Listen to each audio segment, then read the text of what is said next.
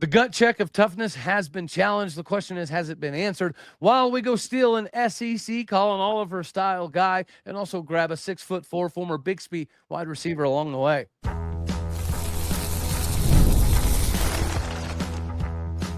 You are Locked On Oklahoma State, your daily podcast on the Oklahoma State Cowboys, part of the Locked On Podcast Network, your team every day.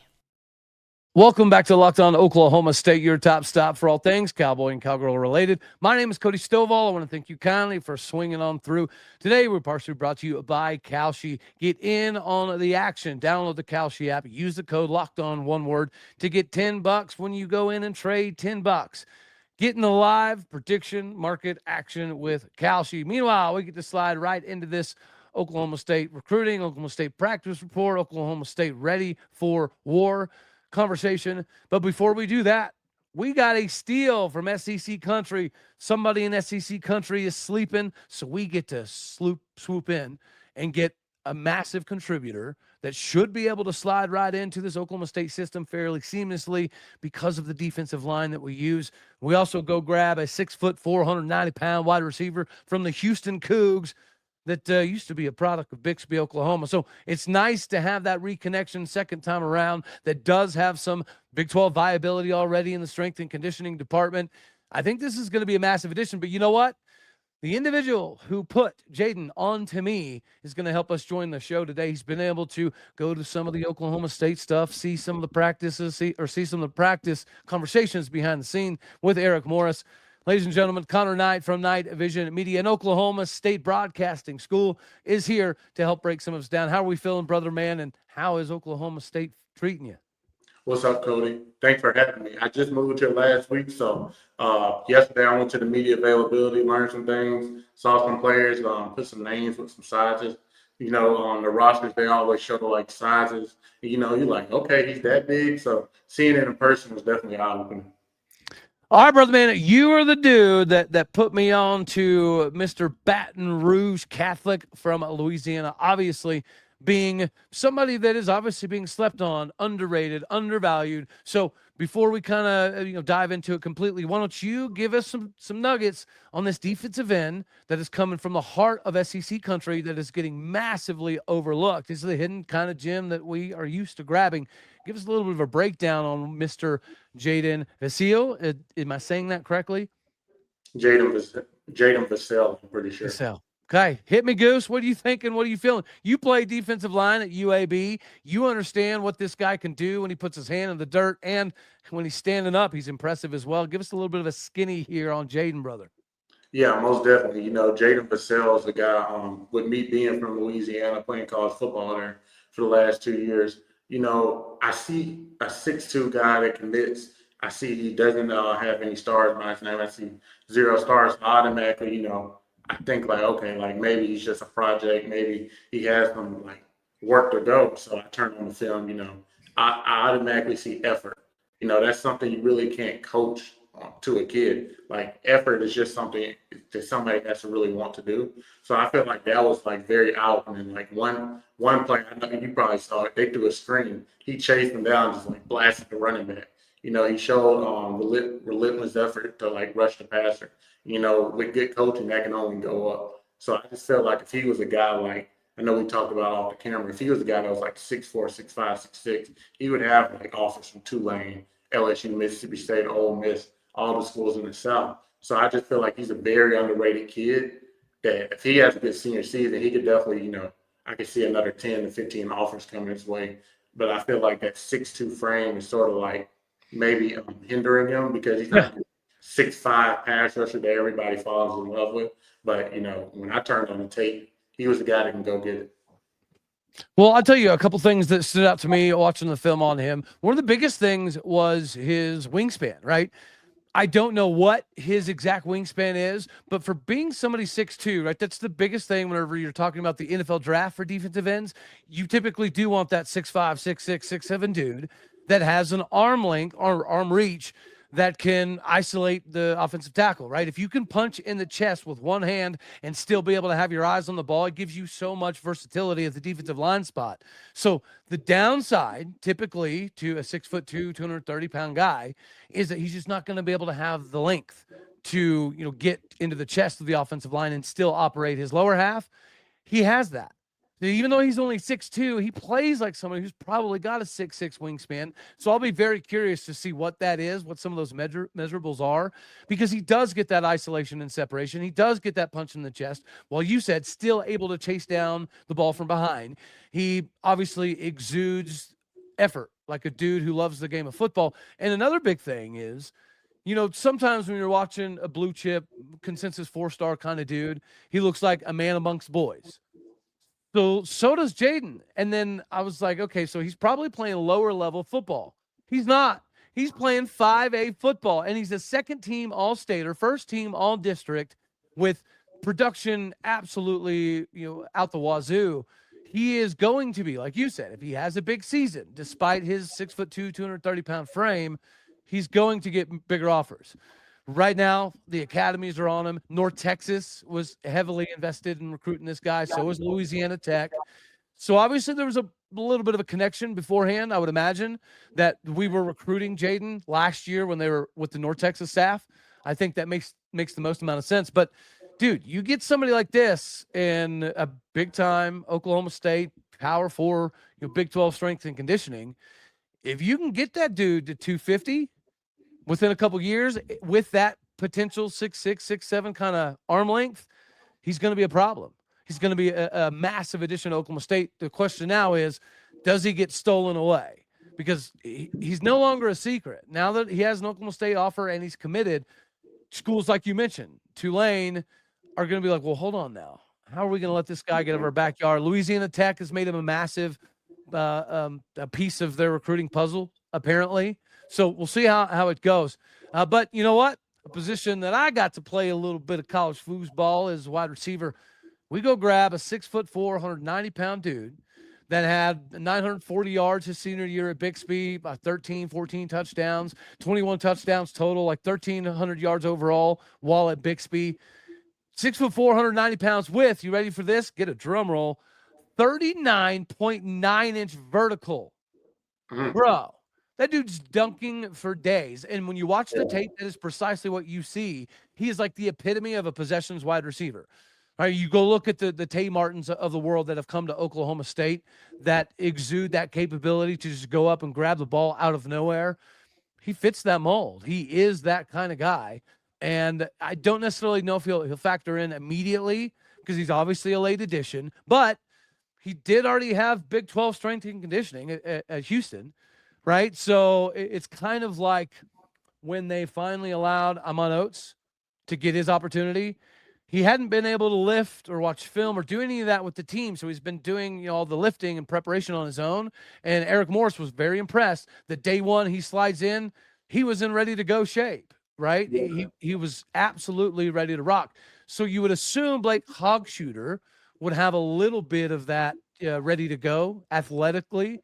And as you mentioned in your show the other day or yesterday, Eric Morris talked about Drew Messmaker has a type. Right? Yeah, Justin Bowen, he likes that big receiver. So you can't go wrong with adding these big receivers. That's what Blake Hogshooter is. So maybe it does take him a few weeks to understand the system and find himself a way to get implemented into the game plan. But if it's a very simplistic, hey, we need a guy in the red zone opposite of Justin Bowick, who also has an almost 40-inch vertical to just go up and get it, you throw Hogshooter in the daggone game. And I would imagine that was probably Houston's idea as well. Right, yeah, whenever you go get somebody like this. My bad. No, go ahead. It is your turn to rock and roll. What are your thoughts on this? You've been to that press conference where he did talk about Drew Messmaker having a type and Justin Bowick kind of being that type. Hogshooter does fit that bill. So kind of what are your thoughts on this one?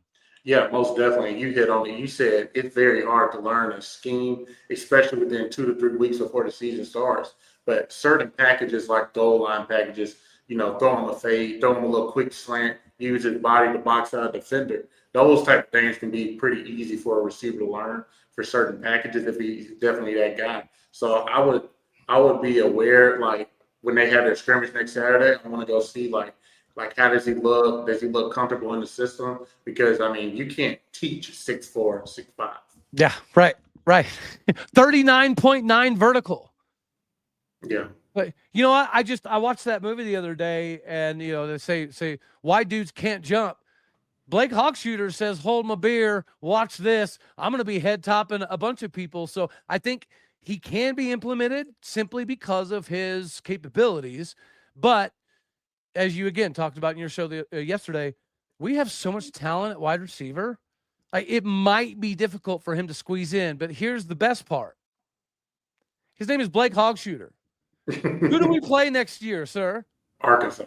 Atta baby. This is absolutely perfect. So maybe he doesn't factor into everything this season, but dag nabbit, if Blake Hogshooter's not in the rotation next year to go take down the Arkansas Razorbacks and I don't know, do a little hog shooting, I will be insanely surprised.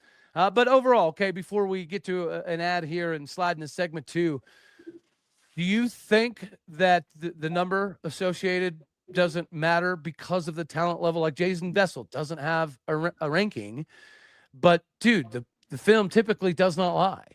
So at the end of the day, if you were to maybe give this a grade, how was this day getting a 6'4", 190-pound wide receiver with an almost 40-inch vertical? Oh, again, Blake also has a laser 4.40, 11.04 meter dash, over a 6'2" high jump, obviously, in high school a couple years ago before the Houston strength and conditioning.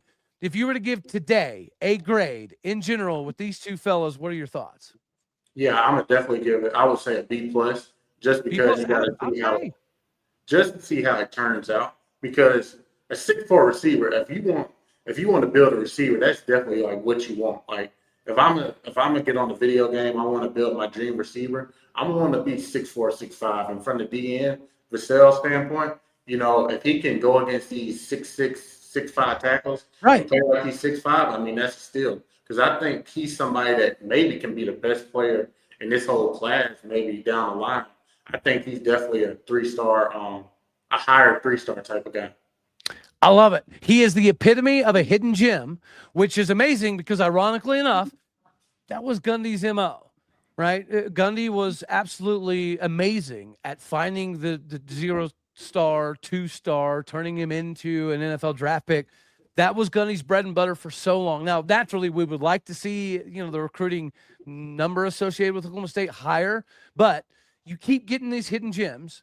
It is evidentiary proof that Eric Morris can grab people that nobody else is really looking at, turn them into first-round draft picks.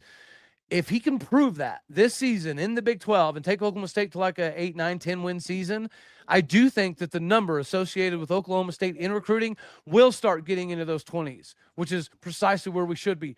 Under Mike Gundy, we were pretty much a perennial top 25 team that always had top 50 classes. It just didn't make a lot of sense.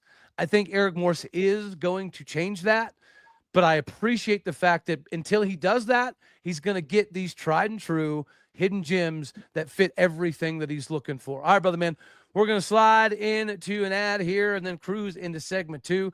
Ladies and gentlemen, it's time for you to get in the trade prediction markets and have some fun with the best in the business, which is Kalshi. Kalshi is here to help you deliver on this upcoming season. It's time for you to trade live prediction markets where you get to have a little bit of that peer-to-peer action before the season even kicks off. Everyone's making predictions. Who's going to win the division in the NFL? Who's going to make the playoffs? Who's going to win the Super Bowl trophy? On Kalshi, America's #1 prediction market platform, you can trade those prediction markets live.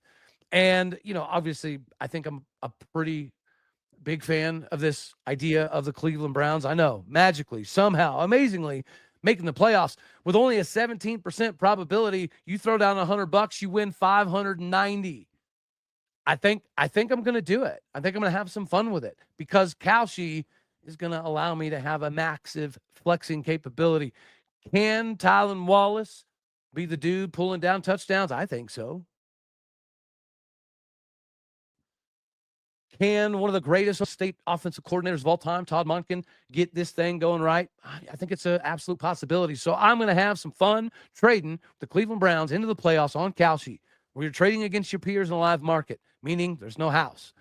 As the probabilities do change, you can buy in and out of your positions. You can trade the draft pick, the game, and more on Kalshi. Download the Kalshi app and use the code LOCKEDON to get $10 right away when you trade. $10. Kalshi, Kalshi. Trade on everything and anything. 18 plus only. Restrictions and eligibility requirements are applied. Event contracts, trading involve risk and may not be suitable for all investors. Kalshi products are not available in all jurisdictions. Prices, values, and evaluations. Markets may differ from those mentioned. For all information, see kalshi.com/regulatory. Get with Kalshi. Download the app. Use the code LOCKEDON, all one word, KALSHI. The best in the business is here for you to help trade your way to the top.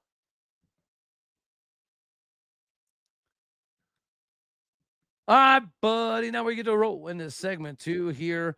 You have been able to, again, to sit in and have conversations, and obviously you going through the broadcast journalism program, you're getting to, establish yourself with a lot of guys that are having conversations and getting eyes on practice and being able to sit in and talk to Eric Morse. You got to, chat a little bit with Caleb Hawkins. So give us a little bit of the skinny on the position battles that have been going on. Not necessarily like who do you think's absolutely winning every position battle, but generally speaking, he talked about linebacker. He talked about tight end. He talked, what was the other position group he talked about? DBs. Okay, so what are your thoughts on the depth and why are the position battles so critical in the CB2 and LB2 kind of spots, and how do you think it's progressing? Yeah, most definitely. So I feel like somebody asked about the secondary. I don't know who asked it, but Okay. he just lit up. He lit up when he talked about, blanking on his name. Hold on. Christian Bodnar. Yeah, he lit up about the Liberty transfer. He said, great man coverage player, great blitzer, can play safety, he can play corner, great versatile player. He will be a household name. Then he goes in, he talks about 7 or 8 other guys. So I'm like, these are a lot of names. So it just speaks to the depth of this DB room. And I feel like with him saying he wants these later practices in the heat, you can really start to see like who wants to grind, who wants to like really put the work in when it's hot outside. Like, when it's not 7, 8 in the morning, when it's convenient, who wants to put in the work when it's, 3 o'clock, 4 o'clock, when it's a real heat, when these fast receivers are coming at you like Chris Barnes, Wyatt Young. So like, who are these real DBs that are trying to start? Because the safety spot, you look at Quentin Hammonds, and I know he challenged Evan Jackson yesterday, the North Texas transfer. He said he's very talented. He has a lot of skills, but he just wants him to take that next step. He's just waiting on him to take that next step.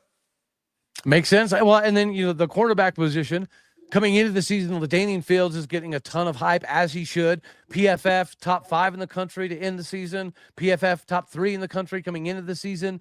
He isolates a particular portion of the field. And then obviously we got the former Oklahoma native that played a few years at Texas Tech, got quite a bit of run as a Red Raider, Mo Horn on the other side.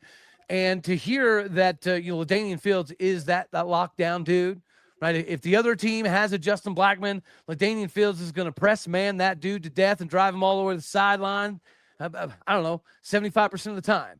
That is what he does. That is his specialty, and he's the best at it. But you're hearing a lot of conversations that Colin Lewis, another North Texas transfer, has a ton of snaps as a mean green defensive back. He's another dude, kind of like Evan Jackson, that you're seeing that kind of evolution pop up. You've been in the system a couple years. You've got some familiarity with Skylar Cassidy, and especially in zone concepts, that reliability factor on the defensive side of the ball is not getting talked about a whole lot nationally. So it's amazing to, again, get some of these nuggets from the coach and have some visibility to see exactly what is happening out on the football field. I'll tell you another fun one. You talk about him lighting up. I think this tight end room could be sneaky good. Just a couple years ago, Donovan Green was an integral piece of the Texas A&M system. We know that. I'm pretty sure somebody can check me in the comments. But if I recall correctly, he caught a touchdown against us in a bowl game a couple years ago as an A&M Aggie. And then LSU basically, puts weight on him, converts him into a blocking tight end. I would assume he's in this Oklahoma State system because he's got an NFL quarterback, NFL running back, another NFL level wide receiver in Wyatt Young. And I think the conversation about Justin Bowick being that Justin Blackman, Dez Bryant, Tay Martin dude, that gets me absolutely insanely fired up. But then you have the tight end room. If Donovan Green can get back to those Texas A&M days, which it does appear as though athletically he is, that's a huge extra piece. And then you got Oscar Hammond, who's familiar with Big 12 play because he was here a little bit last year. He had some injuries, but he's familiar. He went through the strength and conditioning program, the Rob Glass, the Body by Glass system, plus the year prior. He knew North Texas. He knew Eric Morris. He knew that scheme. Those guys come in. You get a 6'7", 260-pound Brody from Enid, Oklahoma. Brody Boydston, that was a converted dude. Can you imagine this? In high school, he was the starting shortstop at OBA at 6'7", 230 some odd pounds. I can't imagine a 6'7", 235-pound shortstop. But athletically, that's what he can do. And, Eric Morris talked a little bit about his blocking capabilities, going to expand the offense. You got Carson Cobb that has some experience at Oregon State, got a decent amount of play there. What are your thoughts on this tight end room? Do you think it's just going to be another piece, or do you think it's going to be a pivotal piece for Drew Messemaker in this upcoming season? Yeah, the tight end room is always interesting with these high-power, fast offenses because they have to be very versatile. You got to have a tight end that can block, and then, you go fast. Next thing you know, they might have to be a receiving tight end. Next thing you know, they might need a type of finesse tight end. So the tight ends that are versatile are the ones that they're going to lean on because, they want to go fast. You want to catch somebody. You need a tight end that can really do a lot. So I feel like that's the part that always gets lost in these air raid fast offenses.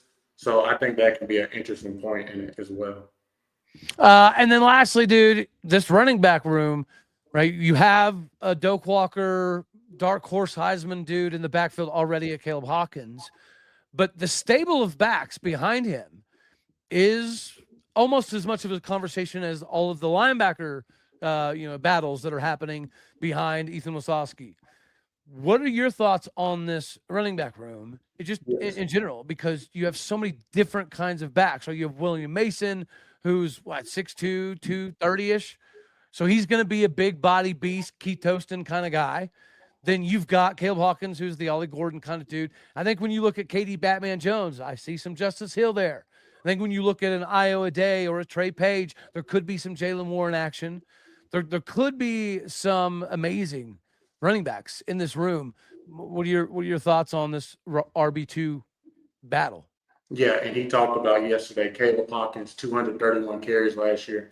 I don't think he wants him to carry that much again, so he can last. He talked about how he got hurt in the conference championship game playing hurt because he was the guy they tried to put a lot on him. So I feel like if a running back 2 and maybe a running back 3 can emerge to take some pressure off Caleb Hawkins, I feel like that can be huge towards the end of the stretch for that 8th, 9th, 10th, 11th game. So I feel like I definitely keep my eye on that for the rest of fall camp, who emerges for that running back 2 spot. When you go to the scrimmage this weekend, or the first round of scrimmages, Next Saturday. Yeah. Whenever you do that, what is your, best idea behind your running back 2? I'm not presenting this very well. Who are you most excited to watch? Iowa Day, Trey Page, William Mason, KD Batman Jones. Whenever you go, other than Caleb Hawkins, who do you expect to kind of pop off the page for you at first? I'm definitely looking at Iowa Day and Trey Page because they'll really be running back 1 because he already said he doesn't need to see Caleb Hawkins get hit 15, 20 times in a scrimmage because he already knows what he can do. So, I feel like if one of them can pop off, Iowa Day or on Page, I feel like that would be huge. So I'm expecting one of them to emerge because they'll basically be running back 1 for the day because Caleb Hawkins will probably go out there for a series. There's no point of, having him out there for more than 1. So I think that would be pretty interesting. Yeah, I liken it to kind of like the preseason, kind of NFL conversation where the starters don't really get a whole lot of burn because it's a lot of them are getting hurt in NFL preseason right now. So it's like You don't want to get these guys hurt. Just everybody be healthy for Tulsa. Yes, sir. Yes, sir. All right, brother, man. We are going to talk a little bit about the toughness and the challenge from Eric Morris and what the response has been like right around the corner. But before we do that, we got to talk a little bit about game time tickets. Ladies and gentlemen, you've got to get out and see some concerts. You got to go see some games. You got to get to some comedy events. I had the opportunity to go check out Muscadine Bloodline. They put on an absolute remarkable show. And when you have somebody like Game Time, it helps you get the tickets that you want to get to all the events without all of the craziness and the hassle.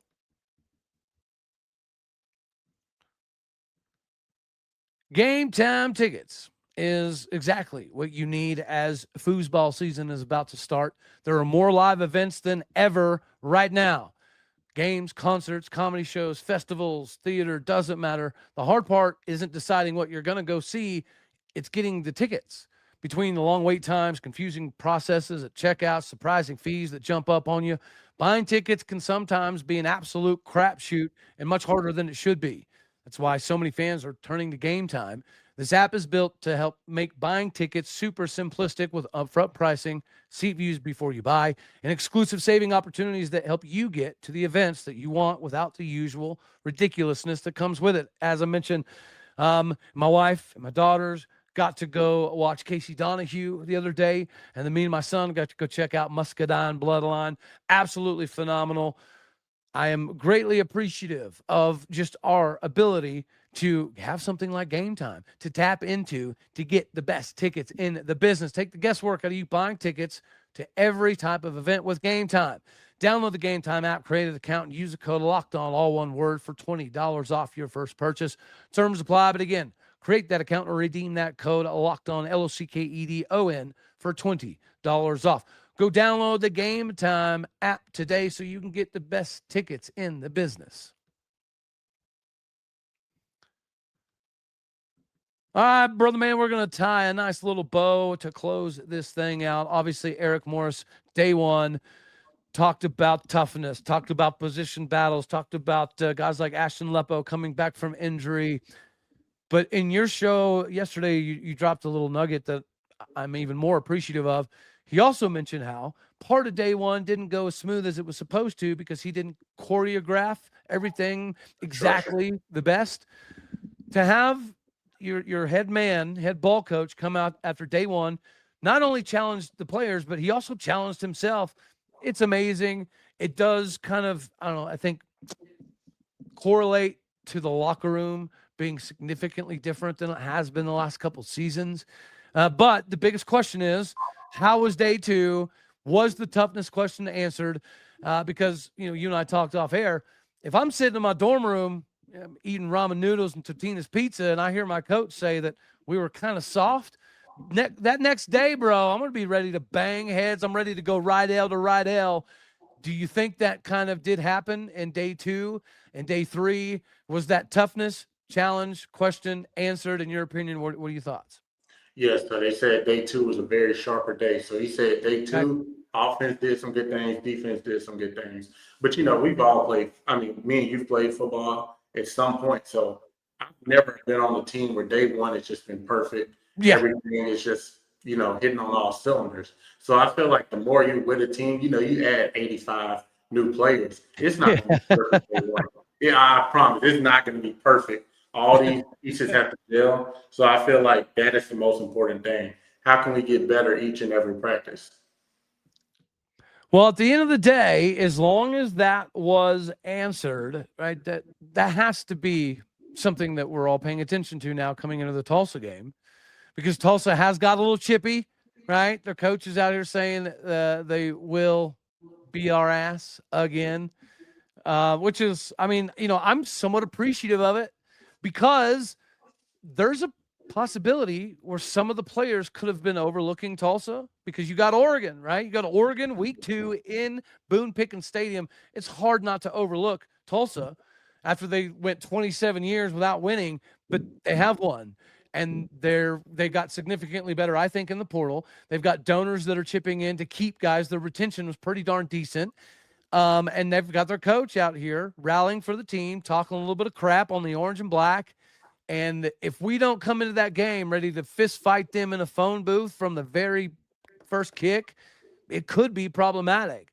Yeah. So I'm a fan. So what are some of the other things that you kind of thought about the next couple practices? I know you had some notes there. So drop a couple little nuggets on us before we get out of here, and get ready for the rest of fall camp. Yeah, and then I'll just end what you just said too.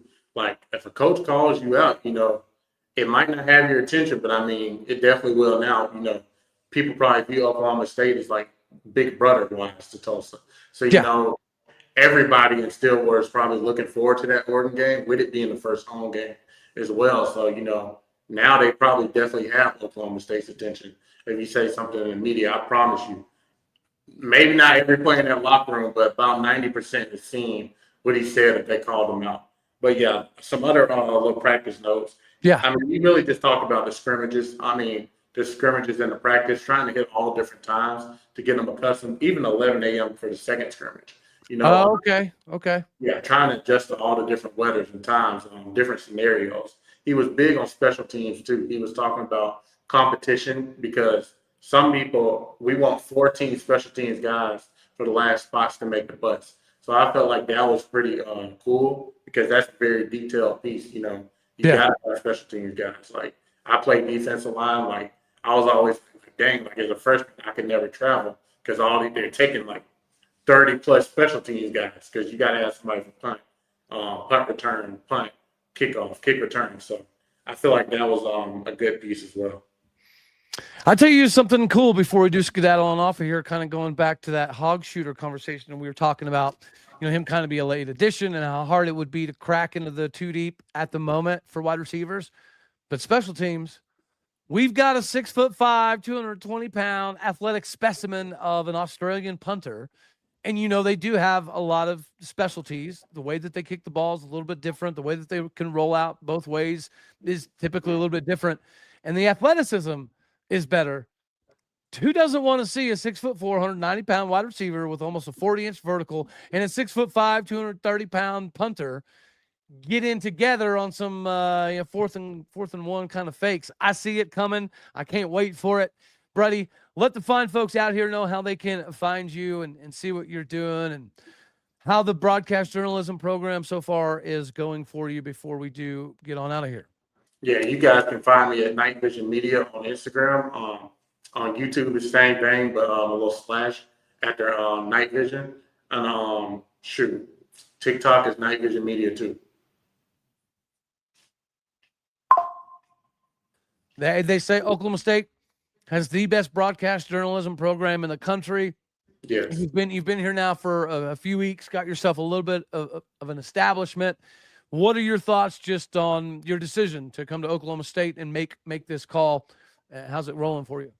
Yeah, I'm originally from Alabama. I've been in Louisiana, so everything's sort of like different. So like certain banks, aren't here, like Capital One, Regions, those things like aren't here.